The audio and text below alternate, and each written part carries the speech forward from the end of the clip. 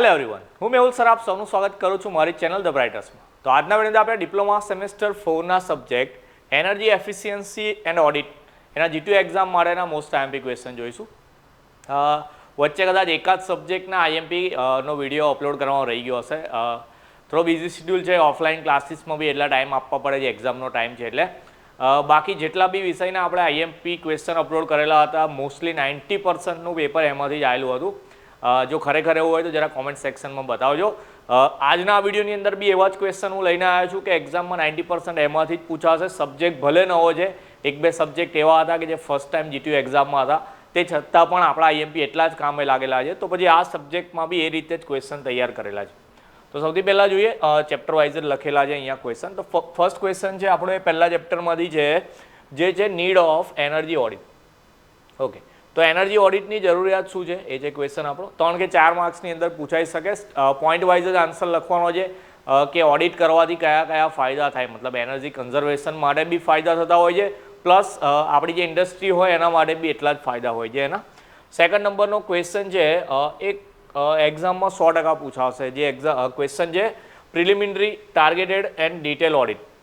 જો 3 કમ્બાઇન્ડ નહીં આવે તો એક છૂટા કરીને બી પૂછે, મતલબ કે પ્રિલિમિનરી ઓડિટ છે તો એની અંદર કઈ વસ્તુ કરવાની આવે, એના સ્ટેપ્સ કયા આવે, એમાં કયા કયા ટેસ્ટ ઇન્ક્લુડ થાય, મતલબ કઈ કઈ વસ્તુ એ લોકો ઇન્ડસ્ટ્રીમાં આવીને ચેક કરે. સેમ ટાર્ગેટેડ, નામમાં જ છે ટાર્ગેટેડ, તો અમુક વસ્તુ એ લોકોએ ટાર્ગેટ કરેલી હોય, મતલબ કે એવા ઇક્વિપમેન્ટ કે જે વધારે એનર્જી કન્ઝ્યુમ કરે છે એના ઉપર ટેસ્ટ કરવાનો હશે, તો એમાં એ ઓડિટ થાય.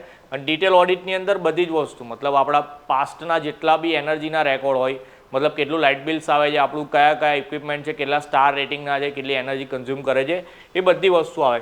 જો ક્વેશ્ચન અલગથી નહીં આવે તો પછી આ રીતનો ક્વેશ્ચન બી આવી શકે છે એમાંથી, કે કમ્પેરિઝન ઓફ અબાઉ 3, મતલબ કે પ્રિલિમિનરી, ટાર્ગેટેડ અને ડિટેલ જે ઓડિટ છે આપણી એની કમ્પેરિઝન એટલે કે સરખામણીનો ક્વેશ્ચન બી આવી શકે. 7 માર્ક્સ માટે આ બંનેમાંથી એક ક્વેશ્ચન કમ્પલસરી કરવાનો છે. ઓકે, એના પછી જે લક્સ મીટર છે આપણું, તો લક્સ મીટરની અંદર આપણો વેસ્ટર્ન બ્રિજ હતો એ રીતની આકૃતિ છે, નાની 4 રેઝિસ્ટન્સ બતાવેલા છે. સિમ્પલ એનો ડાયાગ્રામ છે, સર્કિટ ડાયાગ્રામ. ઇલ્યુમિનેશન એટલે કે એનર્જી કેટલી કન્ઝ્યુમ થાય છે એ માપવા માટે યુઝ થતું હોય છે લક્સ મીટર. 4 માર્ક્સનો આઈએમપી ક્વેશ્ચન છે. એના પછી સ્ટાર એનર્જી મીટર, જે અત્યારે યુઝ થાય છે એવું છે. પહેલાં આપણે એનર્જી મીટર આવતા હતા જે આપણે મશીનમાં ભણી ગયા, સિંગલ ફેઝ એનર્જી મીટર. પણ હવે જે સ્માર્ટ એનર્જી મીટર આવી ગયા છે કે જેમાં ડિજિટલાઇઝ છે થોડું એનર્જી મીટર, તો એના વિશે આન્સર લખવાનો છે આપણો. એના પછી પીએટી સ્કીમ છે, જરા પીએટીનું ફૂલ ફોર્મ કોમેન્ટ સેક્શનમાં બતાવજો. આમ તો મને યાદ છે, હું જાણી જોઈને નહીં લખતો કે જેથી તમારો બી કોન્સેપ્ટ કેટલો ક્લિયર છે એ ખબર પડે.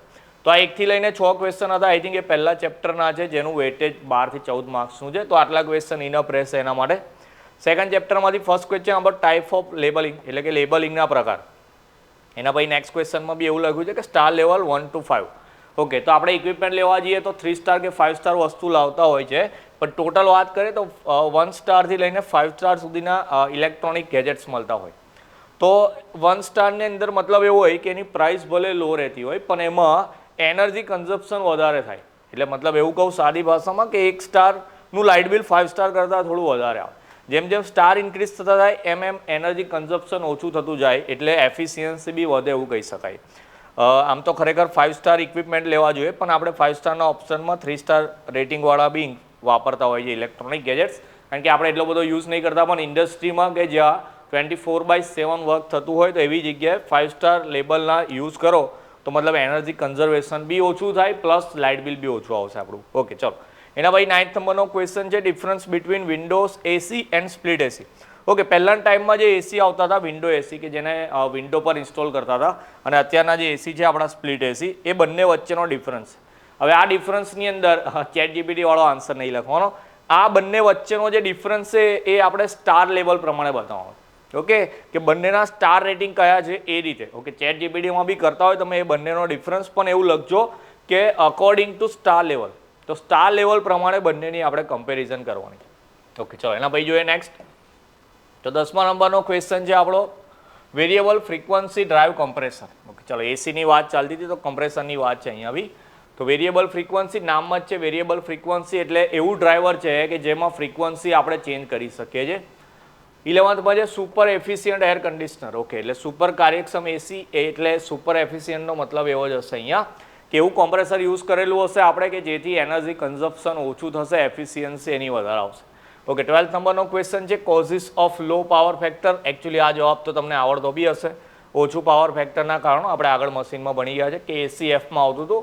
13 નંબરનો ક્વેશ્ચન ઇમ્પોર્ટન્ટ છે વધારે, capacitor rating for power factor improvement. તો પાવર ફેક્ટર ઇમ્પ્રૂવ કરવા માટે મતલબ આપણે એવું તો જોઈ લીધું કે ઓછું પાવર ફેક્ટર કેવી રીતે થાય, પણ એ પાવર ફેક્ટર ઇમ્પ્રૂવ કરવા માટે કેપેસિટરનું રેટિંગ કેવી રીતે યુઝ થાય.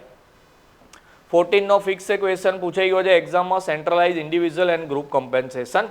એટલે સેન્ટ્રલાઇઝ ઇન્ડિવિજ્યુઅલ વ્યક્તિગત બી કહેવાય ને ગ્રુપ કમ્પેન્સેશન છે.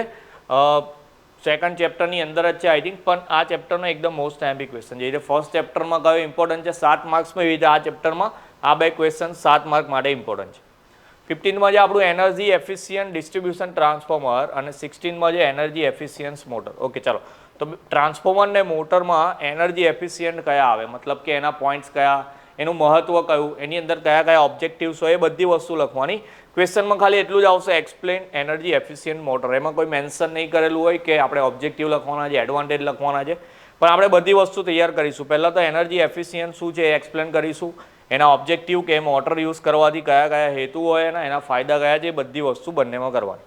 Okay, selection of proper capacitor bank four power factor improvement. એના પછીના ચેપ્ટરનો ઇમ્પોર્ટન્ટ ક્વેશ્ચન આપણો કે પ્રોપર કેપેસિટર બેંક કઈ રીતે યુઝ કરવાની કે જેથી આપણે પાવર ફેક્ટર સુધારી શકીએ.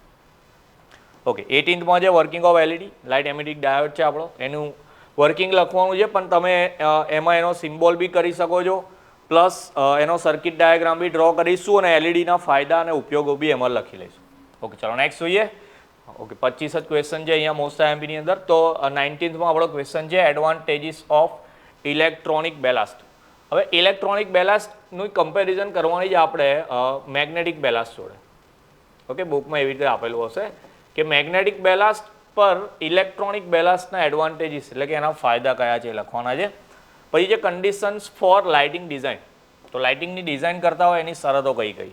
તો શરતોની અંદર કેવું કે પોઈન્ટ પાડીને આન્સર લખવાનો છે કે જ્યારે બી લાઇટિંગની વાત કરતા હોય તો લાઇટિંગ અફેક્ટિવ કેવી રીતે હોય, મતલબ કે આપણે જે ઇન્ડસ્ટ્રીમાં કામ કરતા હોય એ ઇન્ડસ્ટ્રીમાં લાઇટિંગ એવી રીતે કરવાની કે જેથી પાવર કન્ઝપ્શન બી ઓછું થાય, પ્લસ જે શેડો હોય એ શેડો બી ના આવે ને એ રીતે એફિશિયન્ટ મતલબ ઇફેક્ટિવ લાઇટિંગ કરવાનું છે.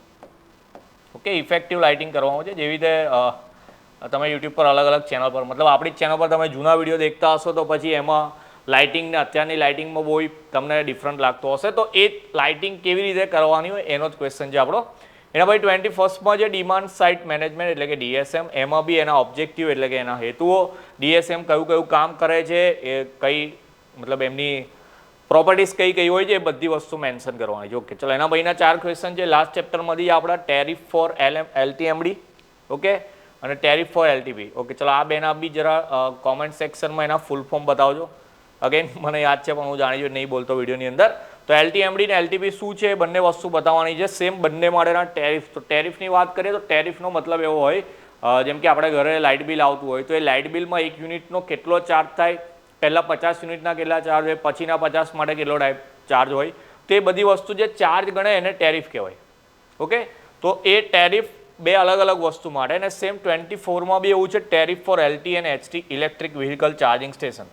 તો આ જે ઇલેક્ટ્રિકલ વ્હીકલ એટલે કે જે ઈવી આપણી ગાડીઓ ચાલે છે અત્યારે એના ચાર્જિંગ સ્ટેશનના એલટી ને એચટી માટેનું કયું ટેરિફ યુઝ થતું હોય, મતલબ એ લોકો બી કેટલું, જેમ કે ઘરની વાત કરીએ તો ડોમેસ્ટિક ટેરિફ અલગ હોય, ઇન્ડસ્ટ્રીમાં અલગ હોય, કોમર્શિયલમાં અલગ હોય, તો બધી જગ્યાનું ટેરિફ અલગ અલગ ચાલતું હોય, તો 3 અલગ અલગ વસ્તુ માટેના ટેરિફ ડિફાઇન કરવાના છે. અને 25માં મેં ડેફિનેશન લખી છે. વ્યાખ્યાઓ તો ચેપ્ટર 1 થી લઈને 5 ચેપ્ટર એ બધાની અંદર જેટલી બી વ્યાખ્યા આવતી હોય એ કમ્પલસરી કરવાની. પેપરમાં તમને 2 થી 3 ક્વેશ્ચન એવા જોવા મળશે કે 3 માર્કના 4 માર્ક્સની અંદર હશે જેમાં તમને વ્યાખ્યાઓ જ પૂછેલી હશે 3 થી 4.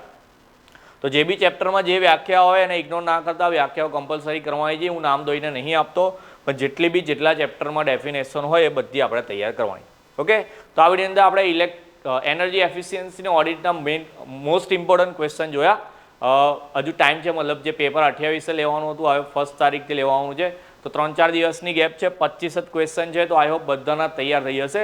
વિડીયો તમારી પાસે આવે શેર કરી આપજો, કારણ કે 1-2 સબ્જેક્ટના વિડીયો નહીં આવ્યા તો કેટલા બધા સ્ટુડન્ટે તો હોપ છોડી દીધી હશે કે હવે ઓડિટના વિડીયો આવશે, પણ કોમેન્ટ એટલી બધી આવી અને હવે ટાઈમ બી મળી ગયો છે મને અને તમને બી તૈયારી માટે ટાઈમ મળ્યો છે, એટલે આજે આ વિડીયો અપલોડ કરું છું. 25 ક્વેશ્ચન તમારી પાસે આવે, તૈયારી સ્ટાર્ટ કરવાની અને મેક્સિમમ લોકોને શેર કરી આપવાનું.